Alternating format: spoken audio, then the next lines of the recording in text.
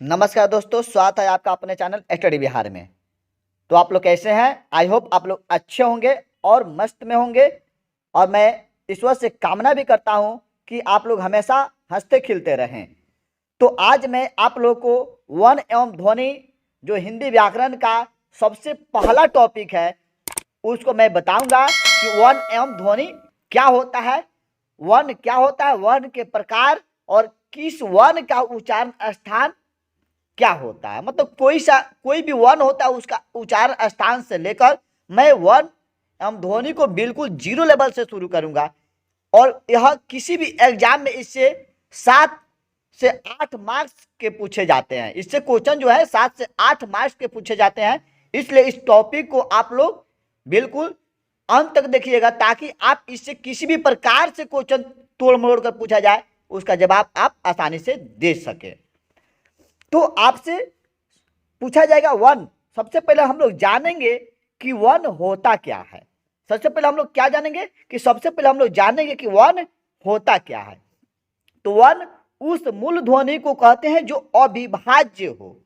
मतलब वन वह मूल ध्वनि होता है जो क्या होता है, अविभाज्य होता है। मतलब जिसको विभाजित नहीं किया जा सकता है। जैसे क ख ग घ अंग च छ ड ढ, मतलब ये सब आप जितना भी वन आता है यह क्या होता है, वन होता है। इसको हम लोग विभाजित नहीं कर सकते। जैसे हम लोग देखिए कमल लिखेंगे तो क प्लस म प्लस ल, कमल को हम लोग विभाजित कर सकते हैं क म ल में। लेकिन ओ है, को है, जो है, इसको हम लोग विभाजित नहीं कर सकते हैं। तो शब्द होता है उसको हम लोग तोड़ सकते हैं लेकिन वन को तोड़ नहीं सकते हैं। तो इसलिए कहा गया है कि वन उस मूल ध्वनि को कहते हैं जो अविभाज्य होता है, जिसको खंडित नहीं किया जा सकता है। उसके बाद वन से ही बनता है वर्णमाला। तो वर्णमाला क्या होता है कि वर्णों के उच्चारण समूह को क्या कहते हैं, वर्णमाला कहते हैं। बहुत सारे बच्चे से कोई टीचर हो या कोई गार्जियन हो पूछ देते हैं कि वर्णमाला क्या है, चाहे वन क्या है, तो बच्चे जवाब नहीं दे पाते हैं। तो आप लोग सटीक भाषा में यही याद रखिएगा कि वर्णों के उच्चारण समूह को वर्णमाला कहते हैं। मतलब वर्णों के समूह को क्या कहते हैं, वर्णमाला कहते हैं। तो हिंदी में मूल रूप से वर्णों की संख्या कितनी होती है? तो हिंदी में मूल रूप से 52 वर्ण होते हैं।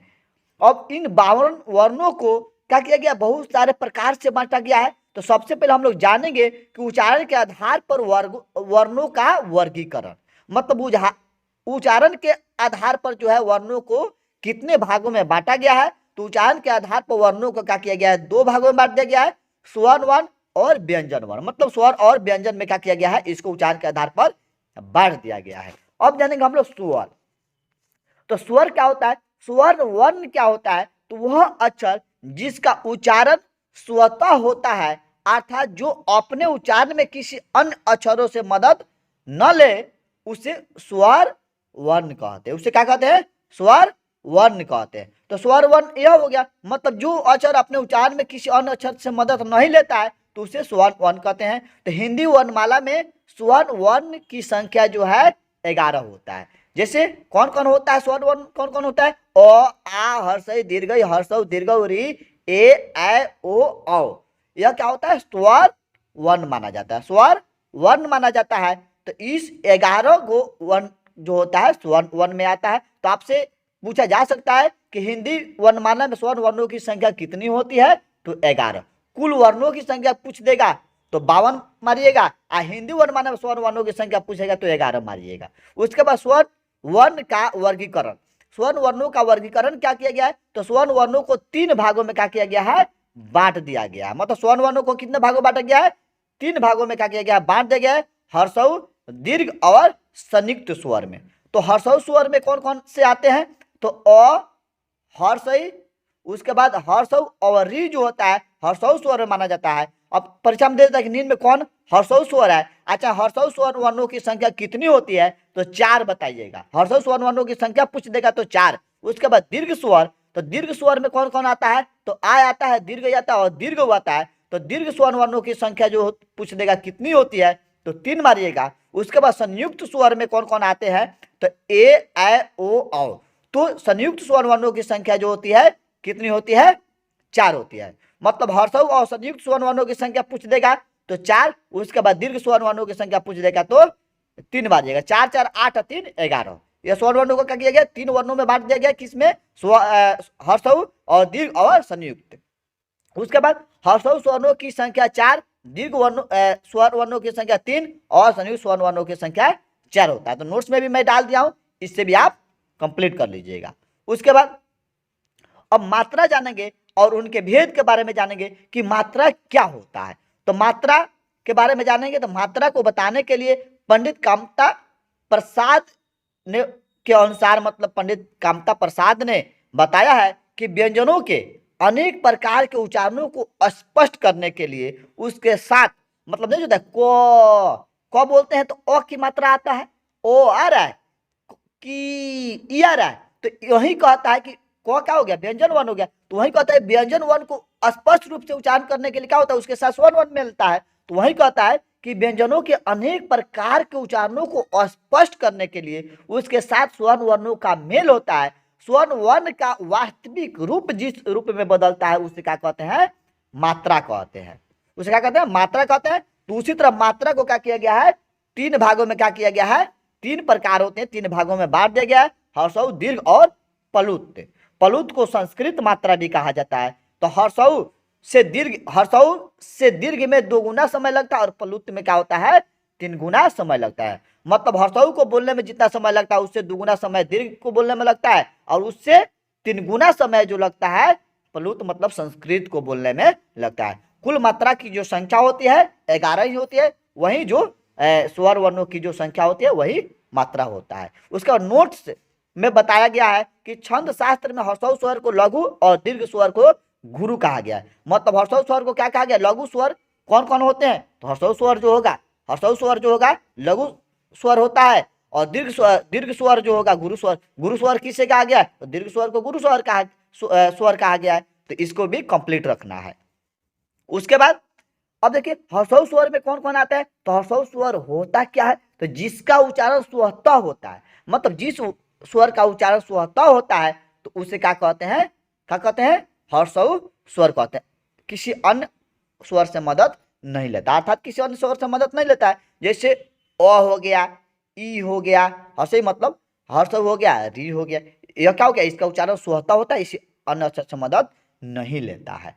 इसके मतलब इसमें कोई वर्ण जुड़ता ही नहीं है, तो यह क्या हो गया, हर्षऊ स्वर में 4 गो हो गया। उसके बाद दीर्घ स्वर किसी मूल या हर्षऊ को उसी स्वर के साथ मिलाने से जो स्वर बनता है उसे क्या कहते हैं, दीर्घ स्वर कहते हैं। अब दीर्घ स्वर क्या कीजिएगा, किसी मूल या हर्षऊ स्वर को उसी स्वर के साथ मिलाने से जो स्वर बनता है उसे क्या कहते हैं, दीर्घ स्वर कहते हैं। जैसे अ मिलता है, संधि विच्छेद पढ़े हैं, तो अ मिलता है तो आ हो जाता है, तो आ दीर्घ हो गया। ई मिलता है तो दीर्घ हो गया, तो दीर्घ हो गया, तो दीर्घ क्या हो गया, दीर्घ स्वर हो गया, या दीर्घ मात्रा हो गया।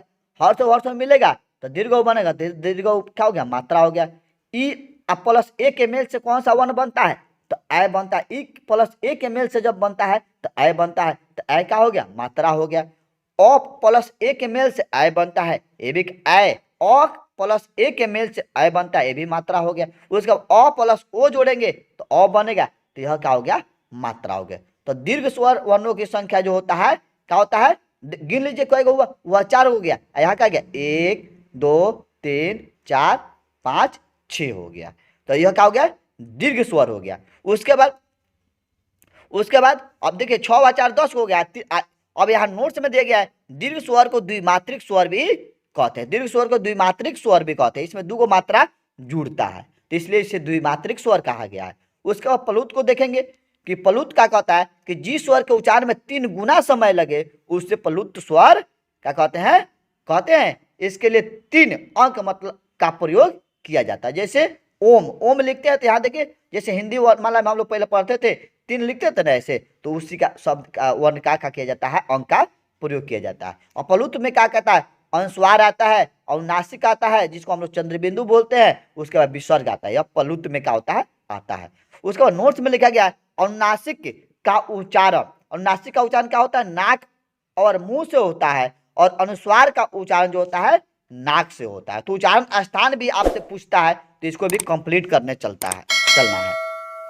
उसके बाद आपसे अब हम लोग जानेंगे कि व्यंजन वर्णों, अब स्वर्ण वर्णों को पढ़ लिए, अब स्वर्ण वर्णों को अब अब हम लोग की बारी है व्यंजन वर्णों का। तो व्यंजन वर्णों का अध्ययन क्या कहता है, तो सबसे पहले जानेंगे व्यंजन वर्ण होता क्या है। तो वे अक्षर जो अपने उच्चारण में स्वर से मदद ले उसे व्यंजन वर्ण कहते हैं। मतलब जो अक्षर अपने उच्चारण में क्या होता है, स्वर वर्णों से मदद लेता है उसे व्यंजन वर्ण कहते हैं। तो हिंदी में व्यंजन वर्णों की संख्या जो होता है 33 होता है। आपसे पूछेगा हिंदी वर्णमाला में व्यंजन वर्णों की संख्या कुल संख्या कितनी होती है, तो 33 होते हैं। स्वर वर्णों की संख्या कितनी होती है, 11 होता है। उसका व्यंजन वर्णों को 3 भागों में बांट दिया गया है। उसके बाद जैसे अस्पष्ट व्यंजन वर्ण, अस्त व्यंजन वर्ण और उष्ण व्यंजन वर्ण, चाहे उष्ण व्यंजन वर्ण दे देता है। तो अस्पष्ट व्यंजन वर्ण में कौन कौन से होता है, तो अस्पष्ट व्यंजन वर्ण का जो उच्चारण स्थान होता है यह कंठ, तालु, मुर्दा, दंत और ओठ के स्थानों के स्पर्श से बोले जाने वाले वर्ण है। मतलब स्पर्श व्यंजन वर्ण जो की संख्या जो होती है कितनी होती है, 25 को होती है। अब कौन कौन होता है, तो क वर्ग, च वर्ग, ट वर्ग, त वर्ग और प वर्ग। अब क वर्ग में मतलब क ख ग घ, च वर्ग का मतलब च छ ज झ, त वर्ग का ट ठ ड ढ, त वर्ग का त थ द ध और प वर्ग का प फ ब। अब देखिए क ख ग में 5 गो, च छ ज में 5 गो, त थ द में, ट ठ ड में, अब प फ में 5 5 को होता है। तो स्पर्श व्यंजन वर्णों की संख्या कितनी हो जाएगी, 25 को हो जाएगी। अब उच्चारण स्थान पूछ देता है कि क का उच्चारण स्थान क्या होता है, तो देखिए क ख ग, क वर्ग का उच्चारण यहाँ क्या लिखा गया है, कंठ लिखा गया है। तो क ख में से कोई वर्ण दे देगा और उसका उच्चारण स्थान पूछेगा तो कंठ मारिएगा, क से कंठ। उसके बाद चौछज में से कोई अंक क्या दे देगा, वर्ण दे देगा और उसका उच्चारण स्थान पूछ देगा तो तालु मारिएगा। च का उच्चारण स्थान क्या होता है, तो तालु। ट ठ लके तो ट का उच्चारण स्थान क्या होता है, तो मुद्दा होता है। जैसे ट ठ, ठ दे दे, ट दे दे, ड दे दे, ढ दे दे, ओड़ा दे दे, कोई भी दे देगा उसका उच्चारण स्थान पूछ देगा तो मुद्दा मारिएगा। तो वर्ग का उच्चारण स्थान पूछ देगा तो दांत मारिएगा। दंत मतलब दांत से होता है। उसका प वर्ग का उच्चारण स्थान पूछ देगा, प दे देगा, प दे देगा, चाहे फ दे देगा, चाहे ब दे देगा, चाहे भ देगा, कोई एक वर्ण दे देगा उसका उच्चारण स्थान पूछेगा। प का उच्चारण स्थान क्या होता है, तो ओठ मारिएगा। तो प वर्ग का उच्चारण स्थान ओठ होता है। मतलब प फ ब के जितना वर्ण आएगा उसका उच्चारण स्थान ओठ होगा। तो आपको क्या, हम लोग क्या पढ़े कि व्यंजन वर्णों को 3 भाग में बांटा गया है, स्पष्ट व्यंजन वर्ण, अस्त व्यंजन वर्ण और उष्ण व्यंजन वर्ण। तो स्पष्ट व्यंजन वर्ण में क ख ग च छ ज ट ठ ड त थ द प फ ब आता है, या 25 हुआ था। इसका उच्चारण स्थान भी पढ़ ले। अब हम लोग जानेंगे अंशतः अस्त व्यंजन वर्ण। तो अंशतः अस्त व्यंजन वर्ण जो होता है इनका उच्चारण जीभ, तालु, दांत और ओठों के परस्पर सटाने से होता है। इससे अर्ध स्वर कहते हैं, इसे अर्ध स्वर भी कहा जाता है। तो अंतः अस्त व्यंजन वर्ण में जो होता है य, र, ल, व आता है। तो अंतः व्यंजन वर्णों की जो संख्या होती है कितनी होती है, 4 होती है। य, र, ल, व होता है। उसके बाद उस अब आपसे परीक्षा में दे देता है कि इसमें कौन अंतःस्थ व्यंजन वर्ण है। तो य, र, ल में य, र, ल, व 4 गो जो वर्ण जो होता है अंतःस्थ व्यंजन होता है। उसके बाद क ख से प फ ब तक क्या हो गया, क्या हो गया, क ख से प फ तक जो व्यंजन वर्ण है स्पष्ट व्यंजन वर्ण हो गया। उसके बाद उष्ण व्यंजन वर्ण कहता है कि इसका उच्चारण एक प्रकार की रगड़ या घर्षण से उत्पन्न आयु से होता है। तो उष्ण व्यंजन वर्ण में कौन कौन आता है, तालव्य, समदंश, दंश और ह जो होता है उष्ण व्यंजन वर्ण होता है। तो आपसे परीक्षा में दे देता है कि निम्न में कौन उष्ण व्यंजन वर्ण है, तो तीनों स हो जाएगा, एगो ह जो हो जाएगा उष्ण व्यंजन वर्ण में आएगा, और य से लेकर व तक जो होगा अंतःस्थ व्यंजन वर्ण में आएगा। आ क ख से लेकर प फ ब तक जो होगा क्या हो जाएगा, अस्पर्श व्यंजन वर्ण में आएगा। उसके बाद हम लोग जानेंगे कि उच्चारण में वायु प्रक्षेपण की दृष्टि से व्यंजनों के 2 भेद है। मतलब उच्चारण में वायु प्रक्षेपण की दृष्टि से व्यंजनों को कितने भागों में बांटा गया है, 2 भागों में बांटा गया है, अल्प प्राण और महाप्राण। किसी भी कंपटीशन में जाते हैं तो यह क्या होता है, पूछ देता है। तो अल्प प्राण और महाप्राण होता है। तो अल्प प्राण के बारे में अब हम लोग जानेंगे कि अल्प प्राण कौन कौन से वर्ण होते हैं। तो अल्प प्राण कहता है कि प्रत्येक वर्ग का पहला, तीसरा और पांचवा वर्ण जो होता है अल्प प्राण होता है। जैसे प्रत्येक वर्ग का पहला, तीसरा, एक छोड़िएगा, एगो लीजिएगा, एगो छोड़िएगा, एगो लीजिएगा।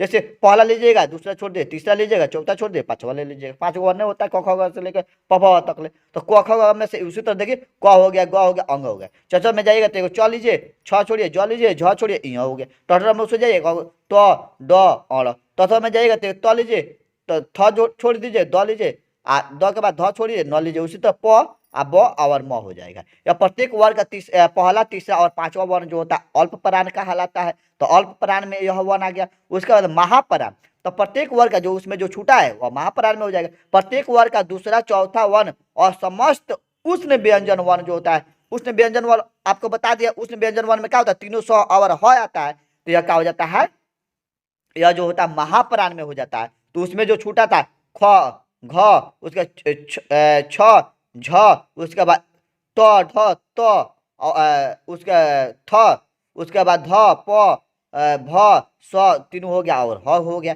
यह क्या हो गया, महाप्राण में आ जाएगा। मतलब पहला प्रत्येक वर्ग का पहला, तीसरा और पांचवा को छोड़कर दूसरा चौथा वर्ण हो जाएगा और तीनों सौ अवर ह मिला देना है तो उसको क्या कहेंगे, महाप्राण कहा जाता है। तो यह महाप्राण वर्ण आएगा। उसके बाद घोष और अघोष व्यंजन, और घोष और अघोष व्यंजन के आधार पर भी क्या गया, वर्णों को व्यंजन वर्णों को क्या किया, घोष और अघोष में भी बांट दिया गया है। तो घोष व्यंजन वर्ण कहता है उसी प्रकार से कहता है कि प्रत्येक वर्ग का तीसरा, चौथा और पांचवा, और तीसरा चौथा यहाँ लगातार लेना है, घोष और अघोष। तो तीसरा, चौथा, पांचवा वर्ण और सारे स्वर्ण वर्ण और य, र, ल, व और ह जो है घोष व्यंजन वर्ण होता है। मतलब तीसरा, चौथा, पांचवा वर्ण ले लीजिएगा और सारे स्वर्ण वर्ण ले लीजिएगा और य, र, ल, व और ह ले लीजिएगा तो यह घोष व्यंजन वर्ण में होता है। जैसे देख लीजिए, घोष व्यंजन वर्ण में तीसरा, चौथा, पांचवा वर्ण ले लिए, क होगा तीसरा, चौथा, पांचवा, चौथा जगह तीसरा, चौथा, पांचवा, उसके बाद तथा जगह तीसरा, चौथा, पांचवा, पपा तीसरा, चौथा, पांचवा और पूरा स्वर्ण वर्ण आ जाएगा, य, र, ल, व और ह आ जाएगा। यह घोष व्यंजन वन होता है। और घोष व्यंजन वन होता है प्रत्येक वर्ग का पहला, दूसरा तथा उष्ण व्यंजन वन जो होता है, तीनों स जो होता है क्या हो जाता है, अघोष व्यंजन वन कहलाता है। जैसे क, ख, च, छ, त, ठ, त, थ, प, फ और तीनों स जो हो जाएगा अघोष व्यंजन वन कहलाता है। अब जानेंगे हम लोग वर्णों का उच्चारण। वर्णों का उच्चारण मतलब वर्णों का उच्चारण स्थान के बारे में जानेंगे, किस वर्ण का उच्चारण स्थान क्या होता है। जैसे कंठ्य, कंठ्य का मतलब होता है कंठ, कंठ का मतलब होता है कंठ, कंठ। तो कंठ और निचली जीभ के स्पर्श से बोले जाने वाले वर्ण, जैसे अ, आ, क वर्ग, ह और विसर्ग जो होता है कंठ के और जीभ के निचली सतह से बोले जाते हैं। तो अब आपसे पूछ देगा कि अ का उच्चारण स्थान क्या होता है, तो कंठ होता है। कंठ और जीभ के निचली स्पर्श से बोला जाता है। आ का उच्चारण स्थान क का उच्चारण स्थान, ख का उच्चारण क वर्ग मतलब क ख, इसका उच्चारण कंठ होता है। उसके बाद तलव्य, तलव्य का उच्चारण, तालव्य का मतलब होता है तालु और जीभ के स्पर्श। तालव्य मतलब होता है तालु और जीभ के स्पर्श से बोले जाने वाले वर्ण। अब तालु और जीभ से, अब तालु, अब देखो कंठ, उसके बाद चौथा जगह तालु से हो जाता है तो च वर्ग जो होगा तालु से होगा, उसके बाद इसमें जुड़ जाता है। अब देखिए अ आ लिए हैं, उसके बाद ह से दीर्घ आ जाएगा, लगातार देखिए ह से दीर्घ आ जाएगा। उसके बाद य लीजिएगा इधर से तो उसके बाद स्व और जाइएगा, स्व शुरू वाला तीन को 100 होता है तो उसमें शुरू वाला 100 है, इसमें के य एगो ले लेना है। बाद में जाइएगा तो उसी तरह बढ़ते जाएगा, य इसमें लिया है तो य तो उसमें जाइएगा तो र लीजिएगा, ई स लिया है तो उस लीजिएगा, लगातार सिस्टम बाय सिस्टम याद कीजिएगा। तालव्य मतलब तालु से बोले जाने वाले वर्ण जो होते हैं, ई होता है और हर से दीर्घ होता है, च वर्ग होता है, य होता है और तलाबे स होता है, यह तालु से बोला जाता है। उसके बाद क्या करें, मूर्धन्य, मुर्दा और जीभ के स्पर्श से बोले जाने वाले वर्ण। री हो गया तो वर्ग मतलब मुर्गा, जैसे जैसे टोटोनमे का बोलिएगा तो जीभ मुड़ कर जाकर ऊपर, मतलब ऊपर जो होता है तालु में सड़ता है उसके मूर्धन्य कहा जाता है। और र और तलाबे स लिए थे तो यहाँ मदन से हो जाएगा, वहां य लिए थे तो र हो जाएगा, तो यह क्या हो जाएगा, मूर्धन्य मतलब मुद्दा से और जीभ के स्पर्श से बोले जाने वाले वर्ण है। उसके बाद दंत्य, दंत्य मतलब दांत और जीभ के स्पर्श से बोले जाने वाले वर्ण, जैसे तथ हो गया, त वर्ग मतलब तथ और ल और स, जैसे र लिए हैं तो ल आ जाएगा, उसके बाद तालाबे से मदंश ले लिए तो अब दंश आ जाएगा, तो यह दंत से हो गया।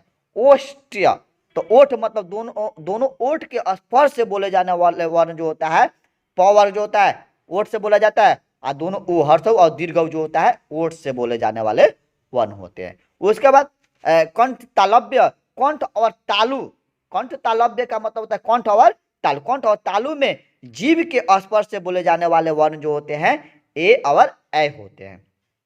तो आपसे पूछ देगा कि ऐ का उच्चारण स्थान क्या होता है, तो कंठ और तालु, कंठ और तालु दिया रहेगा, चाहे कंठ तालव्य दिया रहेगा वो मारिएगा। उसके बाद जानेंगे कंठोस्य, कंठोस्य का मतलब हो गया कंठ और ओठ, कंठ द्वारा जीभ और ओठों के कुछ स्पर्श से बोले जाने वाले वर्ण जो होते हैं ओ और आव जो होते हैं, ओ आव का उच्चारण स्थान क्या होता है, कंठ और ओठ।